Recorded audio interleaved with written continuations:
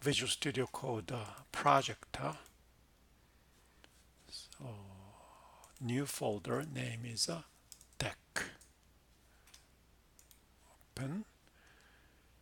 Here we are going to have node.h and then node.cpp. But this node class is different from previous infinite queue or stack implementation, since we have two link members. Then we are going to create deque.h,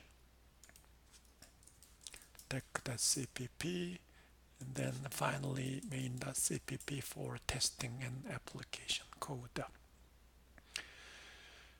Before we proceed to the next video, I want you to configure the debugger and then continue with the next video.